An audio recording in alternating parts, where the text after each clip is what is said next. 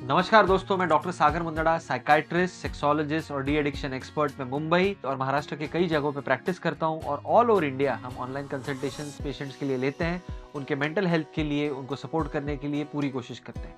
आज हम डिस्कस करने वाले हैं एक बहुत पते का टॉपिक कि क्या है वो साइंस जिससे आप पता कर सकते हैं कि आप एक बहुत ही बेकार, टॉक्सिक, अनहेल्दी रिलेशनशिप के शिकार बन चुके हैं। पहला लक्षण, आपका पार्टनर कभी भी अपने एक्शंस के लिए, अपने गलतियों के लिए अकाउंटेबिलिटी और रिस्पॉन्सिबिलिटी नहीं लेता। जब आप उनको बोलते हैं कि भाई ये तो आपने करने वाली चीज थी, तो वो आपको ही बोलते हैं कि ऐसी तो बात कभी हुई ही नहीं। वो आपको ही गैसलाइट करते हैं, वो आपको ही कभी कभी बोलते हैं कि आप ही मुझसे कुछ भी एक्सपेक्ट करते हो, या फिर कभी कभी वो विक्टिम बनते हैं कि वो बताते हैं मैं कितना बेचारा या बेचारी हूँ और इसलिए मुझसे काम नहीं हो पाया। तो अगर आपका पार्टनर कॉन्स्टेंटली आपको लग रहा है कि रिस्पॉन्सिबिलिटी नहीं लेता, अकाउंटेबिलिटी नहीं लेता, ओन अप नहीं करता, तो एक बहुत बड़ी खतरे की घंटी है। दूसरी चीज, आपको किसी भी प्रकार का सपोर्ट उनसे महसूस नहीं होता।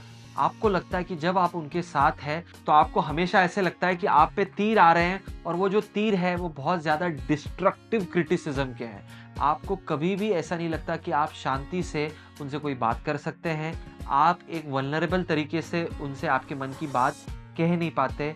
आपको लगता है कि हमेशा मेरा जजमेंट हो रहा है, सपोर्ट तो बहुत दूर की बात हो गई है, इनके साथ एक क्षण भी बिताना मेरे लिए मुश्किल है।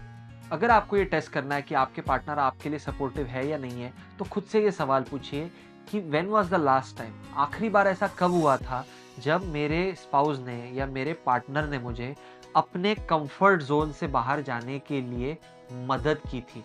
मेरे लिए जो डेली रूटीन है उससे बाहर जाके, फिर चाहे वो करियर चॉइस हो, फिर चाहे वो कोई पर्सनल चॉइस हो, वो चीज़ में मुझे सपोर्ट कब किया था आखिरी बार। अगर आपको बहुत सोचना पड़ रहा है और फिर भी आपको आंसर ऐसा मिल रहा है कि कोई खास आपको तारीख याद नहीं आ रही है, तो आपके लिए बहुत प्रॉब्लम का विषय है। तीसरी चीज़, ये लोग आपको आइसोलेट करते हैं। कैसे आपको आइसोलेट करते हैं?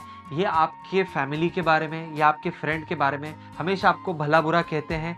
जब भी आप फैमिली या फ्रेंड्स को टाइम देना चाहते हो तो वो बहुत बखाड़ा खड़ा कर देते हैं, या फिर वो आपको इतने शातिर तरीके से मैनिपुलेट करते हैं कि धीरे धीरे धीरे आपको लगता है कि अरे मेरे माँ या मेरे बाप या मेरे फ्रेंड्स या मेरे और कोई भी वर्क कॉलीग्स बहुत ही घटिया है, मेरे लिए सही नहीं है। इस तरह से जब आप आइसोलेट हो जाते हो तो वो पूरी तरह आपको अपने वश में कर सकते हैं। वो बहुत डोमिनेंट हो जाते हैं, आपको अपने कंट्रोल में ले लेते हैं।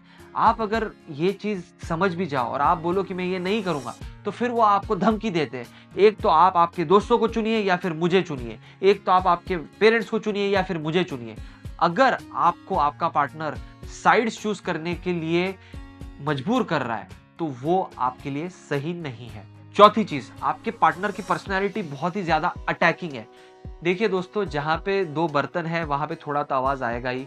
जहाँ पे हस्बैंड वाइफ है, जहाँ पे गर्लफ्रेंड बॉयफ्रेंड है, थोड़े बहुत तो आर्ग्यूमेंट होंगे ही। लेकिन जब ये आर्ग्यूमेंट्स हेल्दी नहीं रहते, जब ये आर्ग्यूमेंट्स में स्पेसिफिकली नेम कॉलिंग होती है, जिसमें सामने वाला व्यक्ति आपके कैरेक्टर को पूरी तरह असैसिनेट कर रहा है, आपके कैरेक्टर को एक तरह तहस नहस कर दे रहा है, या फिर वो आपके बारे में आपके दोस्तों में या आपके परिवार में बहुत भला बुरा कहना शुरू कर दे रहा है, या फिर आपकी जो गलतियां हैं उनको बड़ा कर करके दिखा रहा है। मान लीजिए आप थोड़े लेजी प्रकार के इंसान हैं, आप सुबह जल्दी नहीं उठते, तो वो इस तरह आपको वो दिखाएंगे कि भाई आपसे घटिया इंसान तो कोई है ही नहीं, आपके लाइफ में डिसिप्लिन नाम की कोई चीज़ है ही नहीं, आपके जैसा व्यक्ति तो किसी चीज़ के वर्थ ही नहीं है, आपको तो चुल्लू भर पानी में जाके डूब जाना चाहिए। पता नहीं आपके ऑफिस वालों ने आपको काम पे कैसे रखा, इतने इनएफिशिएंट व्यक्ति को तो मैं अगर होती या मैं अगर होता मैं तो काम से निकाल देता, आपको तो फुकट का पैसा मिल रहा है। इस तरह आप में जो छोटी मोटी ऊंच नीच है या फिर छोटा मोटा गड़बड़ है,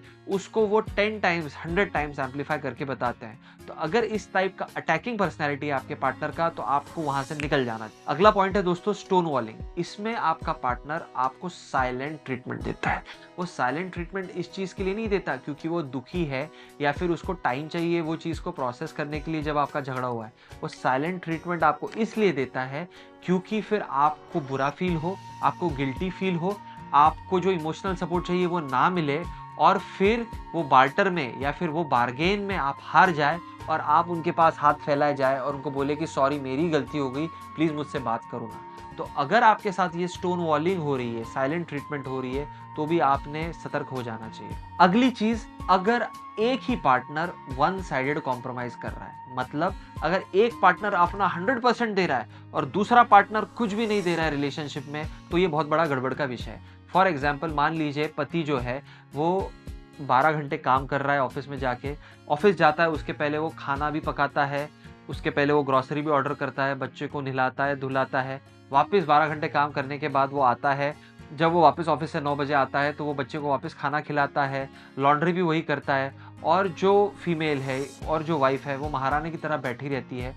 ये सभी चीज़ में मान लीजिए एक चीज़ भी अगर पति की गलत हो गई तो पत्नी उसे बहुत भला बुरा कहती है। या फिर ऑन दी अपोजिट साइड मान लीजिए एक वर्किंग वुमन है या फिर होम मेकर है और पति उसको बोलता है कि आपने खाना भी पकाना चाहिए, आपने 12 घंटे काम भी करना चाहिए, आपने बच्चों को भी सँभालना चाहिए, आपने घर में पैसा भी लाना चाहिए, आपने मेरे माँ-बाप को भी सँभालना चाहिए, आपने खुद के लिए टाइम क्यों निकालना है, आप मेरे चरणों की दासी बन के रहो। ये डायरेक्टली नहीं कहेगा, बट इनडायरेक्टली अगर वो ऐसा प्रतीत कराते हैं कि एक व्यक्ति को ही पूरा कॉम्प्रोमाइज़ करना पड़ रहा है, तो ये बहुत बड़ी गड़बड़ है, आपको वो रिलेशनशिप से निकलना चाहिए।